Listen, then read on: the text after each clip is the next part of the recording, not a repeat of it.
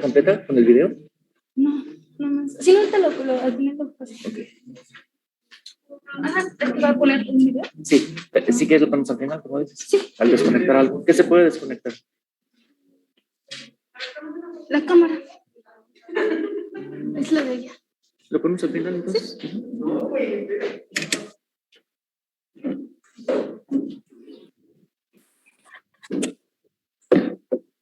Acerca de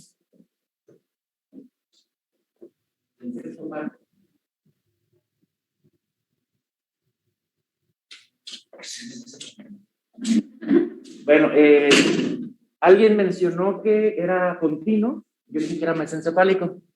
Sí, es pontino. Sale en el surco bulbo protuberancial. Es decir, en la parte más baja del puente, en la unión del puente con el bulbo, ahí sale el sexto. Ya me faltaba mi café.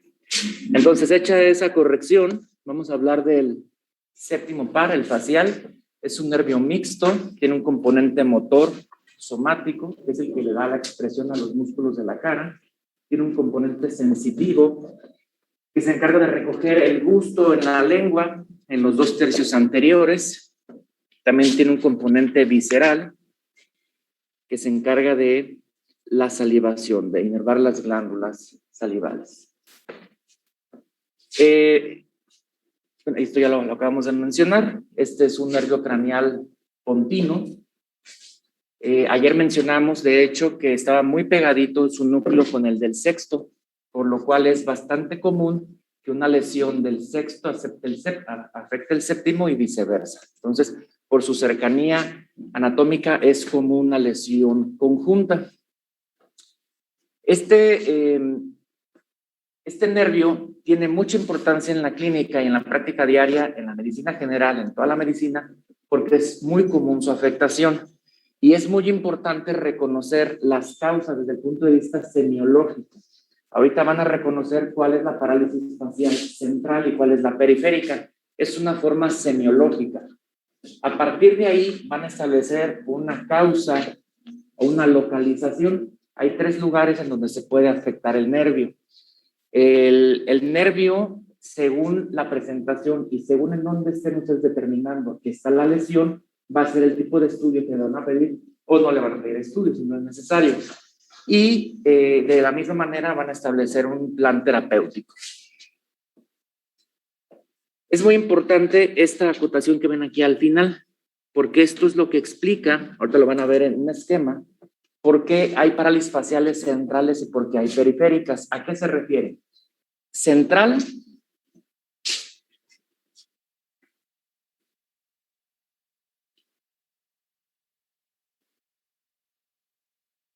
ahorita nos regresamos a las anteriores.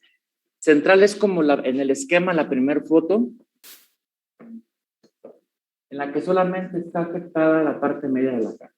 Simplemente se refiere a que es el centro, no es exactamente el centro, pero no es toda la cara. Y la periférica abarca toda la cara, incluyendo la frente. En lo que más se van a dar cuenta es en la frente. El paciente que tiene una parálisis facial central está respetada la gesticulación de la frente, puede levantar las cejas de los 2 lados, aunque tenga parálisis facial. Y esto se explica porque tiene una representación cortical doble, bilateral, es decir, a ese lado de la cara le llegan fibras de la corteza de los 2 lados, no solamente de un lado. Entonces, cuando se afecta a un lado en la corteza cerebral, la frente está recibiendo inervación del otro lado. Entonces, eso es lo que justifica por qué existe la parálisis facial central con respeto de la frente. Eso se llama, es un concepto que se llama doble representación cortical, así se llama. Y la periférica se afecta también la frente. Ahora, eso es por la forma de presentación. En base a eso, tienen posibilidades de en dónde está la lesión. Puede ser supranuclear, que significa arriba del núcleo, es decir, arriba del puente. Nuclear, que esté en el puente. Y como ayer mencionamos, una pista muy importante para saber que está en el tallo era ¿cuál? ¿Otra vez? ¿Alguien más usted? Los otros nervios van a estar afectados.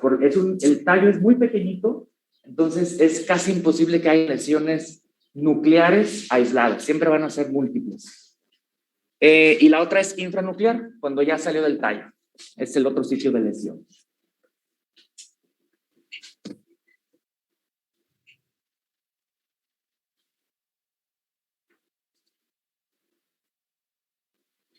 El componente sensitivo que tiene, un nervio intermediario de Winsberg, le da la sensibilidad al oído externo. Tiene una importancia también. El paciente, generalmente cuando hay una lesión infranuclear, se queja de que escucha mucho el ruido del lado afectado, le molesta, tiene hiperacusia. Y esto se explica porque hay pérdida del reflejo estapedial. El reflejo estapedial es aquel en que cuando llega el sonido, los huesecillos del tímpano tienen la capacidad de modular el movimiento timpánico, de amortiguarlo. Entonces, cuando se pierde este reflejo por afectación de este nervio, no hay ese amortiguamiento del sonido que llega a la cavidad. Entonces, el paciente le duele escuchar de ese lado, le molesta, siente el ruido muy fuerte. El paciente lo puede expresar espontáneamente, que no es tan común, y una manera de explorar este reflejo, la única manera que hay es, ustedes le ponen el estetoscopio al paciente, se lo ponen ahí, y con mucha suavidad van a rozar la campana del estetoscopio, y el paciente reconoce que le duele del lado afectado. Entonces, ese es un tip de clínica clásica que cuando alguien lo vea que lo están haciendo, casi nadie lo sabe hacer, van a dar un café seguramente con el escrito que alguien el escrito lo vas a ver cuando tienes neuronas. Entonces le ponen el estetoscopio. Hay gente que le pone el diapasón. No hagan esto porque va a doler muchísimo, es mucho ruido. Nada más rocen suavemente la campanilla y el paciente les va a decir de qué lado molesta el ruido, o si no molesta, es que el reflejo estapedial está conservado. Esto ya lo mencionamos. Esto también ya lo mencionamos, la parte visceral para la secreción de la saliva.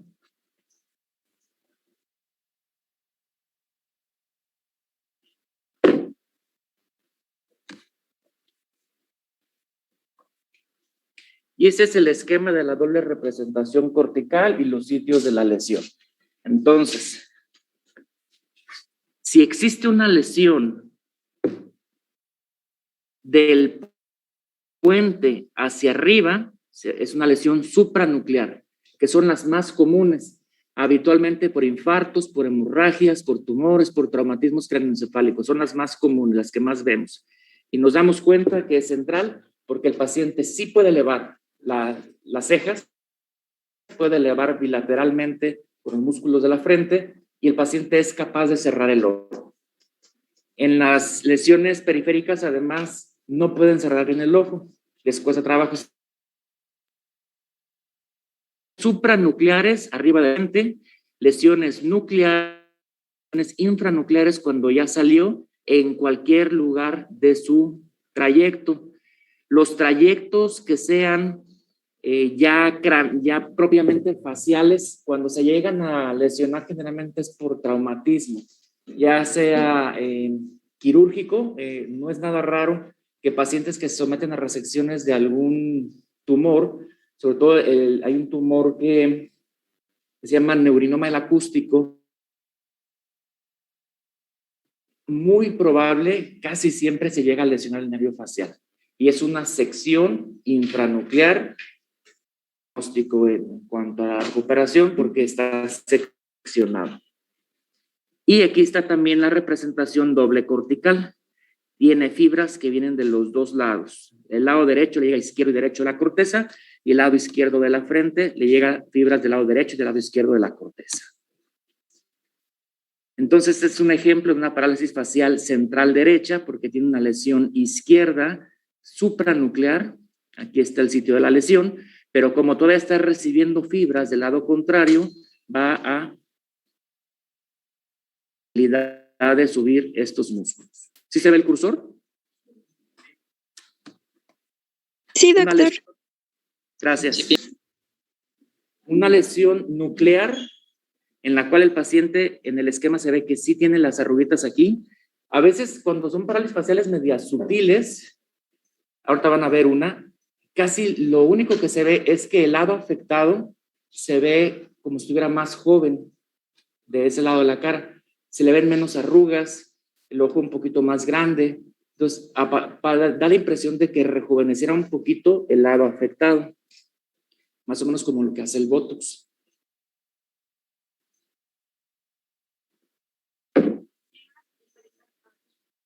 ¿Perdón? Sí. Ahorita van a ver un ejemplo de eso. Lesiones supranucleares, bueno, ya hemos mencionado, lo más común son los infartos, puede ser tumor, puede ser trauma, puede ser hemorragia, esclerosis múltiple también. Esta es una tomografía en un corte axial simple que tiene un tumor en la convexidad. Esta es una resonancia en un corte coronal que tiene un infarto de la arteria cerebral media crónico, no es un infarto agudo.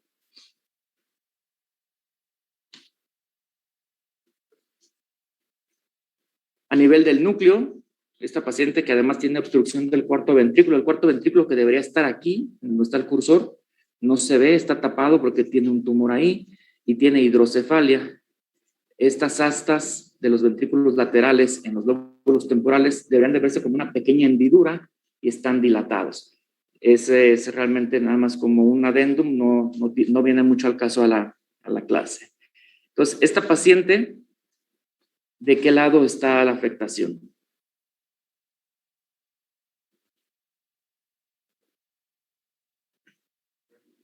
Del lado izquierdo, ¿por qué?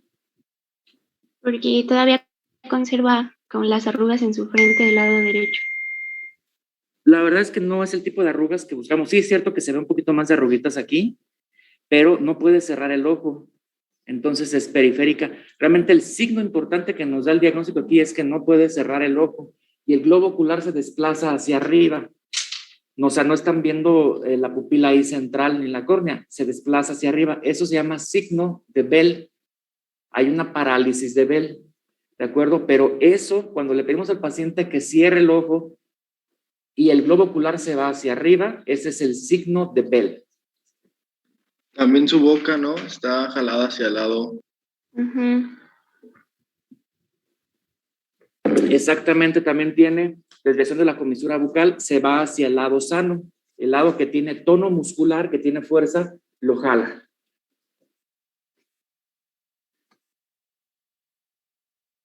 Lesiones infranucleares. La más común es la parálisis de Bell, que antes se llamaba parálisis a frigiore, por el frío, porque sí tiene una cierta injerencia en cuanto a la predisposición a padecerla. Antes era muy común en las casas grandes, en las haciendas, esas casas que tenían un solo baño y que el baño siempre estaba fuera de la habitación. Era relativamente común, o se describe mucho en la clínica, que el paciente se levantaba en la madrugada, iba al baño, le daba la corriente de aire fría, regresaba y despertaba con parálisis facial. Por eso le llaman parálisis a frigiore, por las corrientes de aire frío. En la actualidad realmente se llama parálisis de Bell. La parálisis de Bell es idiopática y es de buen pronóstico por lo general.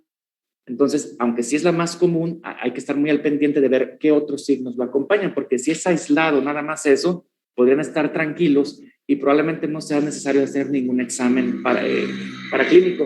No lo van a hacer gastar en tomografía o resonancia. Pero si encuentran algún otro dato, otro par craneal, otra focalización neurológica, pues entonces definitivamente sí va a requerir a lo mejor un estudio de imagen de apoyo. Fracturas de base de cráneo en el caso de trauma craneoencefálico, otitis media, sobre todo otitis medias crónicas. Una aguda no hay mayor problema, pero las crónicas pueden llegar a erosionar el hueso, pueden llegar a erosionar el temporal, pueden llegar a destruir y producir lesión del nervio facial.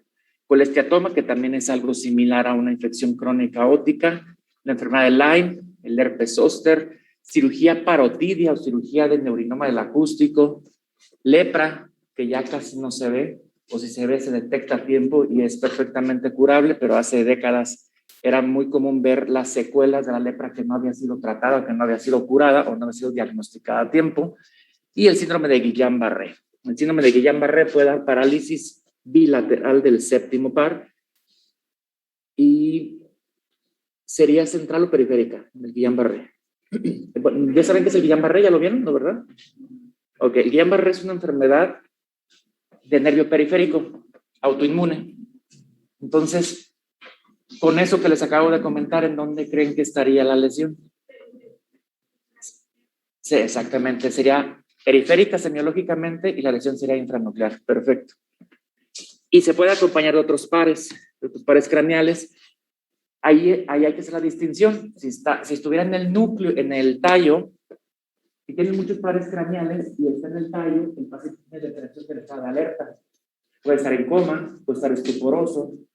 Pero si todo es infranuclear, todos los pares, acuérdense que ayer dijimos que tienen un trayecto subaracnoideo, un trayecto fascicular. Cuando ya salen del núcleo, puede afectar múltiples pares craneales. La enfermedad de Lyme también lo puede hacer, el lupus lo puede hacer, la tuberculosis lo puede hacer, y el Guillain-Barré, que es el ejemplo más característico. Entonces, el paciente está bien despierto, tiene sus paresias craneales, puede tener polineuropatía craneal, pero está bien despierto y no tiene otros signos que sí son exclusivos del tallo. Parálisis de Bell o parálisis a priori se cree que tiene una relación con la reactivación del virus del herpes. Entonces, es por eso que le damos antiviral a estos pacientes. Si tuvieran que elegir entre darles antiviral o darles esteroide, lo que está más comprobado que funciona es el esteroide. Pero pues también hay una cierta predisposición para estos pacientes en que lo presenten siendo diabéticos o hipertensos. Entonces hay que cuidar mucho el esteroide porque puede descontrolarles los padecimientos crónicos. Les puede dar hiperglucemia, pueden hacer una complicación grave aguda de la diabetes, pueden hacer un coma hiperosmolar si no se está vigilando. Tiene que ser en buen tratamiento de la diabetes, incluso estar vigilando las cifras cuando le dan tratamiento con esteroides, igual de la presión arterial que también se puede hipertensar. Pero si el paciente tiene una buena función renal y es un buen candidato y no tiene alergias, lo ideal es acompañarlo con un antiviral. Se puede utilizar valaciclovir o se puede utilizar aciclovir, cualquiera de los dos, ambos son efectivos, pero lo más importante es cuándo se inicia el tratamiento. A veces llegan pacientes que ya tienen una semana, 2 semanas, hasta 3 semanas de evolución, ya no les va a servir el tratamiento. El proceso desmielinizante que tuvo ya pasó, ya se limitó y ya no le vamos a ayudar, quizás te vamos a perjudicar si le damos esteroides por los factores metabólicos. Entonces son pacientes que ya solamente son candidatos a rehabilitación, solamente. Si el paciente llega en las primeras 72 horas, es lo ideal. 4 días, 5 días, bueno, le podemos dar el beneficio de la duda e intentarlo, pero lo ideal es que llegue en las primeras 72 horas y tratarlo en ese momento. Habitualmente usamos prednisona por la facilidad que nos da de articulación, y hay prednisona genérica que, como es un medicamento tan barato, realmente en los fármacos genéricos que son viejitos y son baratos en fabricarlos, yo no desconfío mucho de ellos porque les sale muy barato en el genérico porque es muy barato fabricarlo.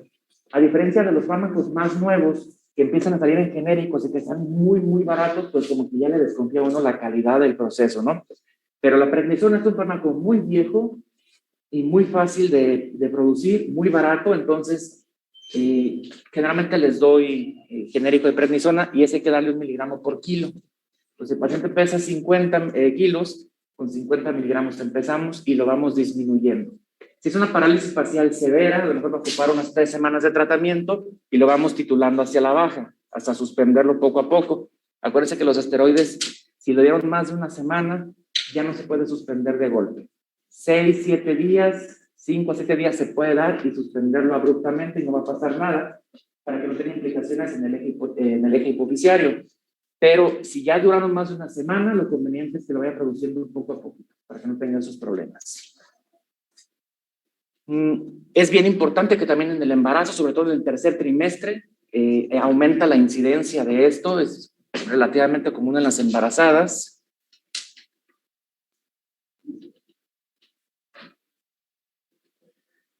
Importante revisar la presencia de vesículas o costras, bien importante. Hay que revisar la boca, hay que revisar la faringe, hay que revisar el conducto auditivo, Porque si se presenta una parálisis facial junto con vesículas de herpes, entonces ya no es una parálisis de Bell, ya es otra cosa que se llama, ¿alguien lo estudió? ¿Alguien lo vio? El de Ramsay-Hunt. Exactamente, un síndrome de Ramsay-Hunt.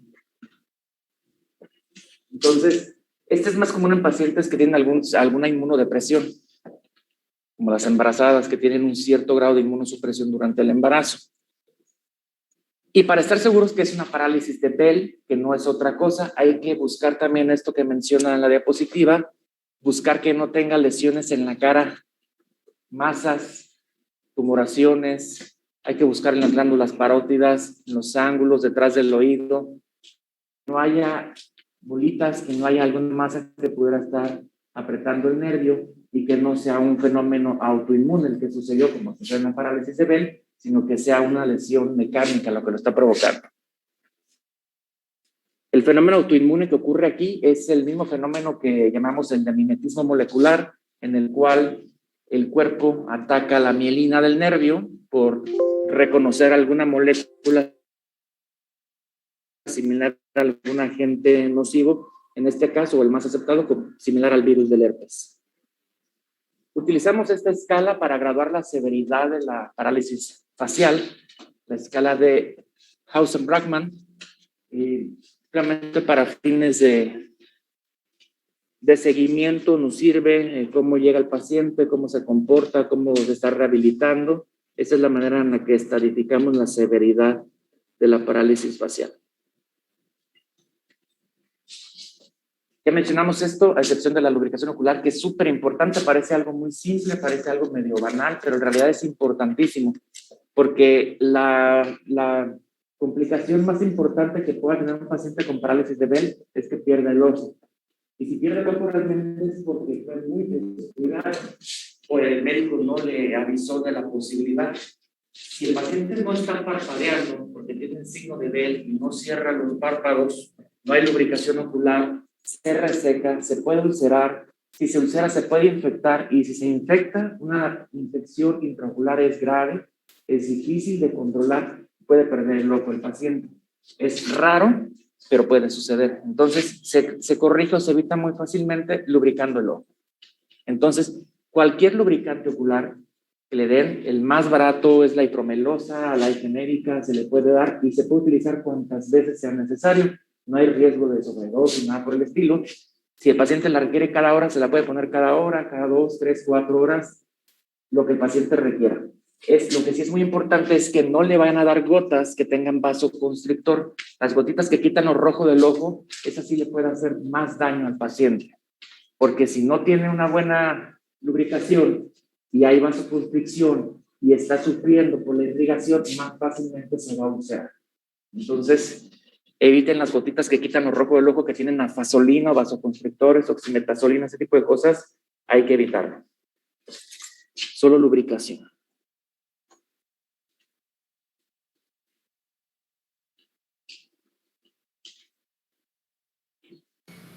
Beatriz,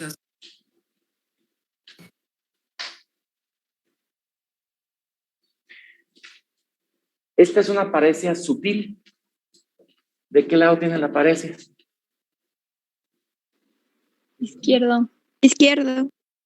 ¿Y en qué lo notan? Por su sonrisa. Está un poquito jalada, pero es una paresia sutil. Si lo encuentran en la calle y no le dice que está enfermo, no la notan mucho. Entonces, en las sutiles, a veces lo que se ve es una asimetría en el parpadeo, como que no parpadean al mismo tiempo, como que uno se retarda. Y como les mencioné, el lado izquierdo se ve el ojo un poquito más grande. Las arrugas de la frente, pues no las alcanzamos a probar en esa foto, no se alcanza a ver, pero este paciente está lleno de costras en el conducto auditivo, en el cuello, en el ángulo maxilar.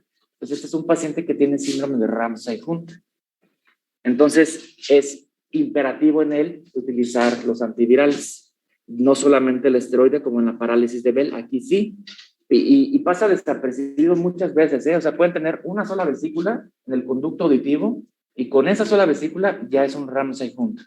Entonces, Son pacientes que pueden tener afectación también del octavo nervio, entonces son pacientes que se marean mucho. Ellos habitualmente tendrán su parálisis facial, que puede ser de cualquier grado de Hauser-Brackmann, pero les molesta mucho que tienen vértigo, tienen mareo, además de la parálisis facial.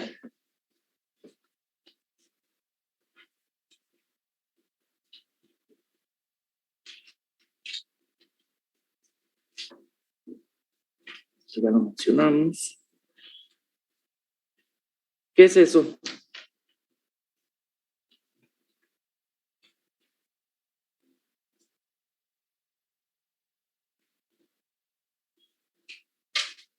¿Cómo se le llama? Ya llevaron clínica, ¿verdad? Semiología, propedéutica.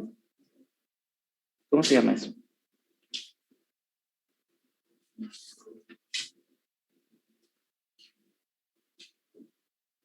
¿Alguien? Los que están en línea. ¿Se alcanzan a ver? Ah, es que no se ve muy bien allá. ¿No? Ahí sí se...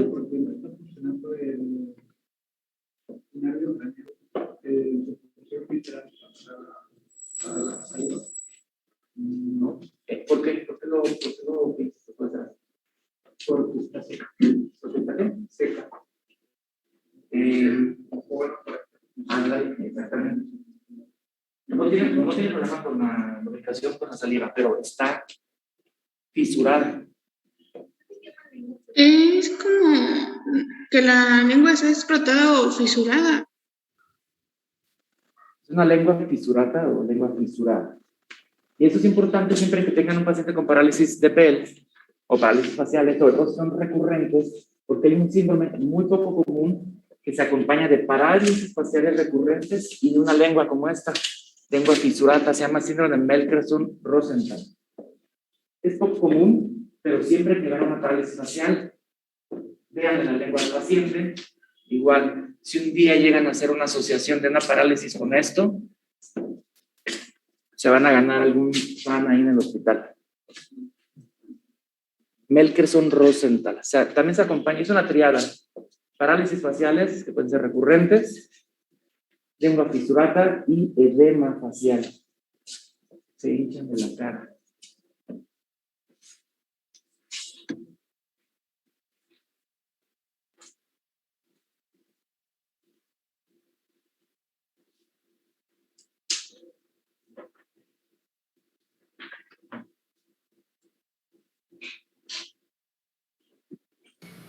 Beatriz, ¿me das permiso de tomarte el video? Sí. Ok.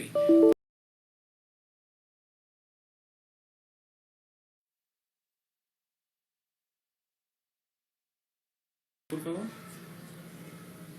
Fuerte, fuerte. Muy bien, ábrelos. Levanta las cejas.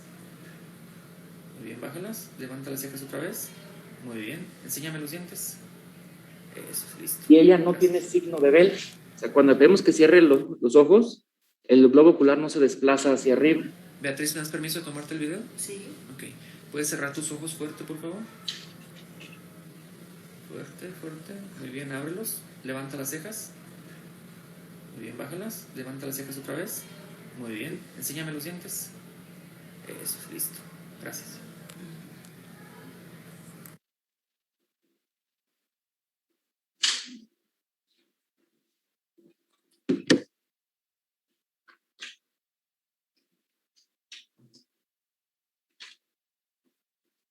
¿Dudas o preguntas?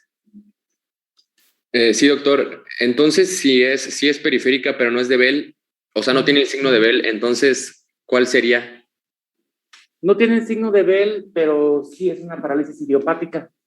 Y todas las idiopáticas ya se llaman de Bell. O sea, a esta paciente se le hizo estudio y fue normal. No tenía ninguna otra alteración neurológica, podríamos haberla dejado sin estudio, pero era una paciente de esas que llegan a los hospitales recomendada y esas cosas así medias politiconas. Entonces, pues no quieres dejar ningún cabo suelto. Entonces le hicimos un estudio que la verdad es que a un paciente así habitualmente no le hacemos estudio porque está todo lo demás normal, todo completamente bien. Y ahí le hicimos resonancia y estaba normal. Entonces, una parálisis idiopática. Entonces, sí, entra ya en la parálisis de Bell. El signo de Bell no es exclusivo de la parálisis de Bell. El signo de Bell es Es un signo nada más. Lo puedes ver en diferentes tipos de parálisis faciales. Ok, gracias.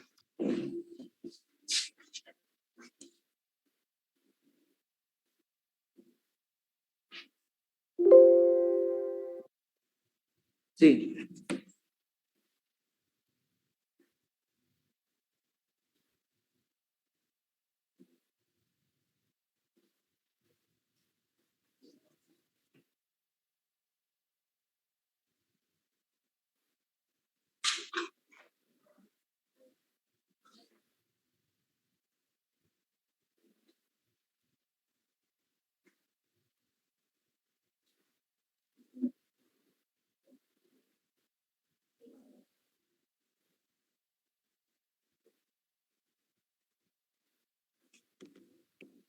Y era central. Ok. Las centrales habitualmente se acompañan de paresia corporal también. Entonces, pues va a depender del grado de déficit que tenga. Si le volvió a dar, no fue porque dejó la rehabilitación, sino porque tuvo otra lesión, tuvo una nueva lesión. Entonces, parálisis faciales recurrentes, hay muchos contextos clínicos en los cuales se pudiera presentar. Un paciente que tenga cardioembolismo, por ejemplo, va a ser infartos. Un paciente hipertenso crónico va a ser infartos. Una paciente joven con esclerosis múltiple va a hacer lesiones desminimizantes centrales y puede hacer parálisis faciales recurrentes. Entonces le volvió a dar, pero no porque dejó la rehabilitación. Si el paciente ya se siente bien y recuperó el déficit, pues puede dejar la rehabilitación, pero sí le puede volver a dar por un nuevo evento. O un Melkerson-Rosenthal también pudiera ser, de lo que mencionamos que pueden ser recurrentes. La sarcoidosis también da pares canales recurrentes, pero tiene otros datos que son más sistémicos. Nada. Profe, tengo una duda. He visto que algunos dan tratamiento combinado glicocorticoide con el antiviral. ¿Es como para potenciar el tratamiento o por qué lo darán? Porque se asume que el virus herpes tuvo participación ahí. Entonces, por eso es que se lo das. Si además ves las vesículas o las costras, pues ya no te queda ninguna duda de que tienes que dárselo. Pero si no ves las costras, de cualquier manera lo solemos asociar. Lo que sí es importante es las vitaminas, que es muy común que les pongan vitaminas, complejo B, no le ayuda, no les sirve absolutamente de nada. Hay gente que les da también citilcolina, tampoco ayuda.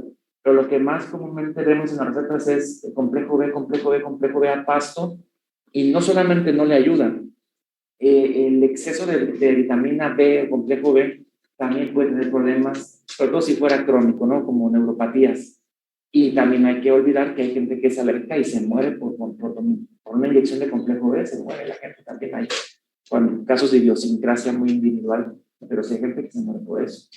El hermano le sirve.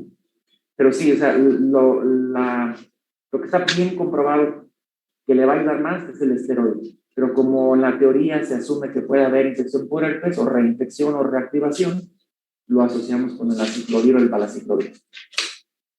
Ahora sí, ¿había alguien en línea que tenía otra duda? Sí, yo, profe.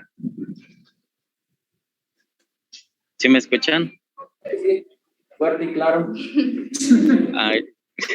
Entonces, con respecto a lo de la lengua, dice que cuando tiene parálisis hay que checarle también la lengua, pero si no tiene parálisis y tiene la lengua así, ¿también tiene algo que ver con eso o no? No, es una variante normal. La lengua fisurada hay mucha gente que pueda tenerla.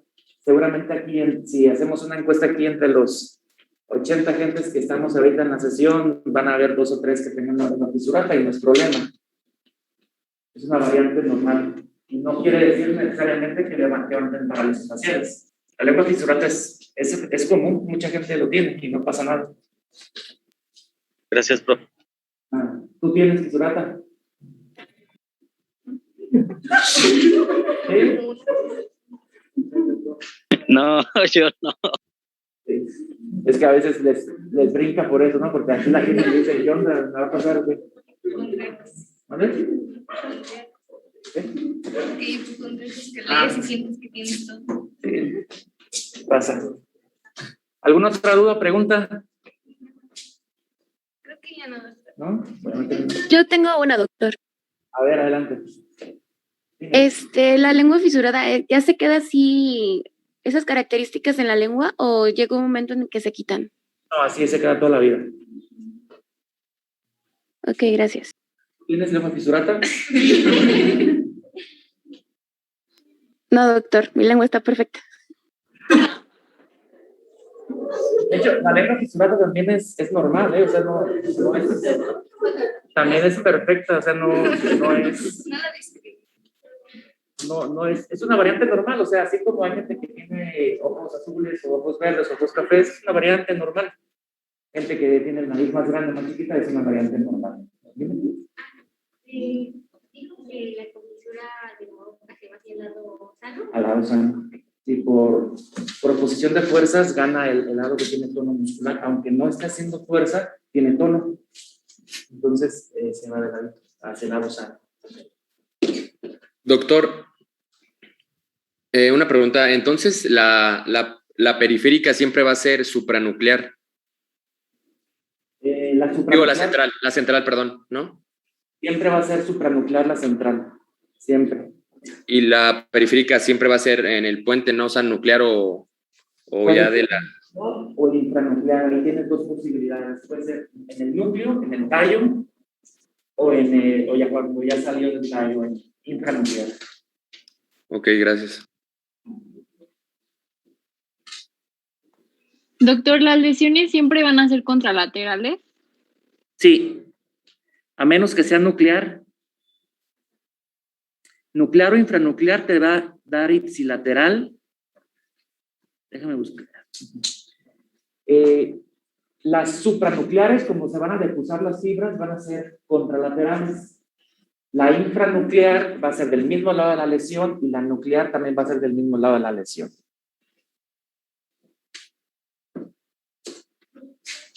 Gracias. Melkerson Rosenthal. De nada.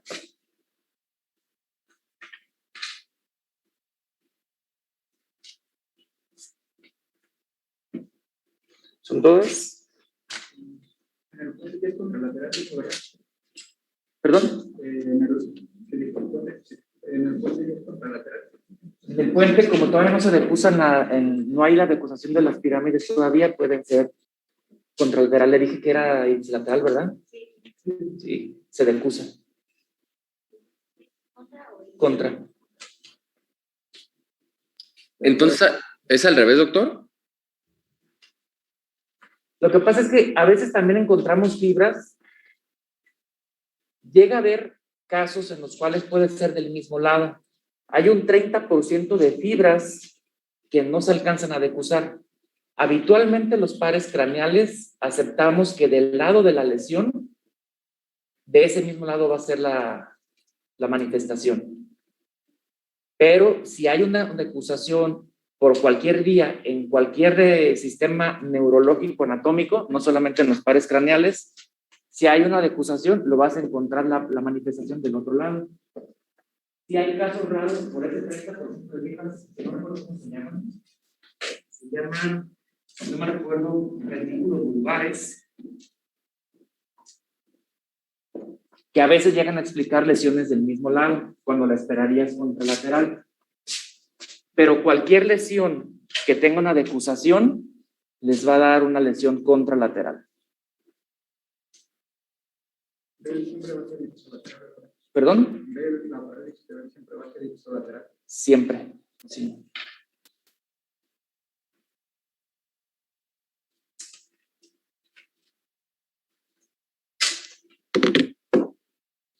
Nos toca, creo que esta semana ya no, ¿verdad? ¿O sí? ¿El viernes?